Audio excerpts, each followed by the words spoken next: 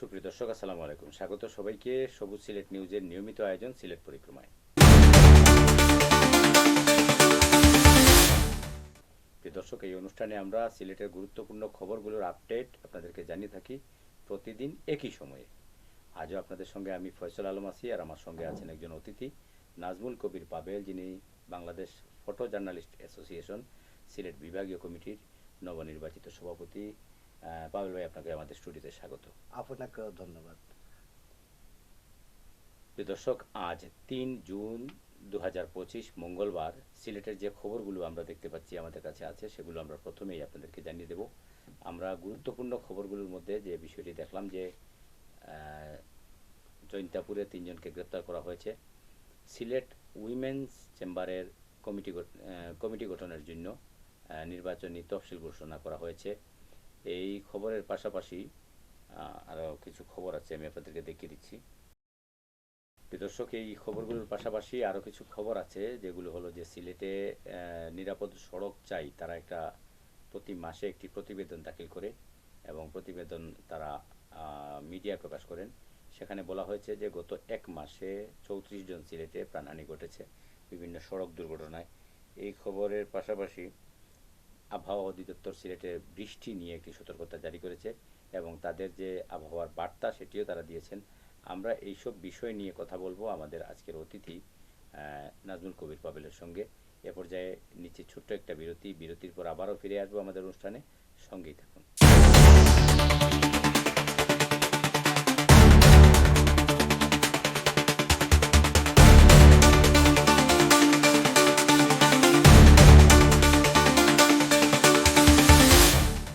প্রিয় দর্শক, স্বাগত আরেকবার সিলেট পরিক্রমায়।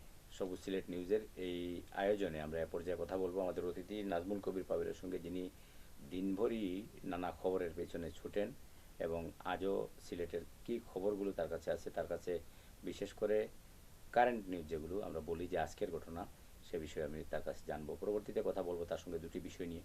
একটি হলো সিলেটের সড়ক দুর্ঘটনা, আর আরেকটি হলো সিলেটের উইমেন্স চেম্বারের নির্বাচন নিয়ে।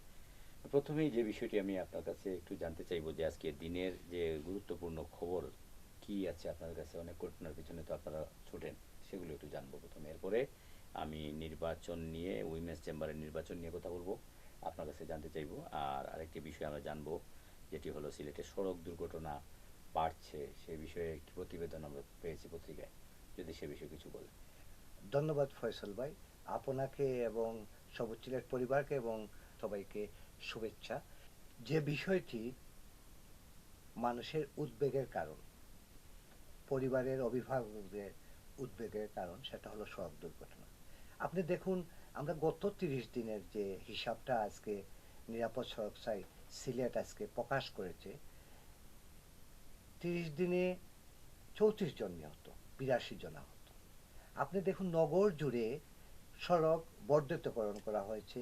নগরবাসী কোটি কোটি টাকার সম্পত্তি আজকে সড়ক বর্ধিতকরণের জন্য দিয়েছে, কিন্তু আপনি দেখেন নগর জুড়ে যেভাবে অবৈধ সিএনজি স্টেশন, ব্যাটারি চালিত রিক্সা, বেপরোয়া গতিতে মোটরসাইকেল চালকরা তাদের এই মোটরসাইকেল বাইক নিয়ে নগর জুড়ে যে আতঙ্ক সৃষ্টি করছে, বিভিন্ন ধরনের হর্ন বাজাচ্ছে এবং কেউ ট্রাফিক আইন মানছে না।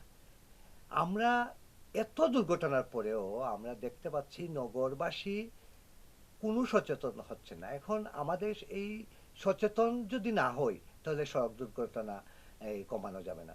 চালকদেরকে সচেতন হতে হবে, পথচারীদের সচেতন সিলেটের হবে। সবকটি সড়কে এই ঘটনা ঘটে। সিলেটের সব কটি সড়কে, এটা আপনার হাইওয়ে সড়ক বলেন, এই উপজেলা সড়ক বলেন, সব জায়গায় একই অবস্থা। আমরা শুধু এই একটা বড় ঘটনা ঘটার পর আমরা এটা নিয়ে আলোচনা করি, সমালোচনা করি, আমরা জ্ঞান দেই, কিন্তু আমি নিজেই এটার ব্যাপারে সচেতন না।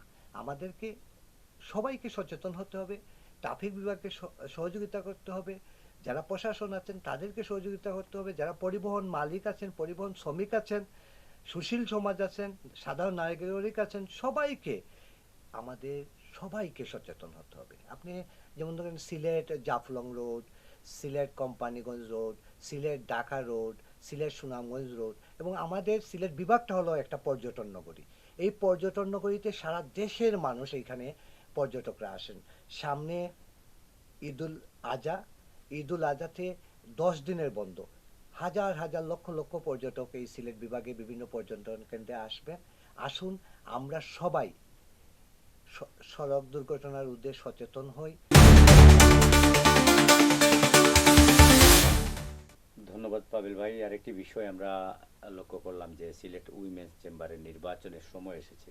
তো গতকাল তো জেলা প্রশাসকের কার্যালয়ে যে মিটিং হয়েছে সেখানে আপনি ছিলেন। এ বিষয়ে যদি আমাদের দর্শকদের জন্য একটু অবহিত করেন যে উইমেন্স চেম্বারের নির্বাচন সম্পর্কে যা তথ্য আছে আপনার কাছে সেটি যদি একটু জানান আমাদেরকে। ধন্যবাদ ফয়সল ভাই।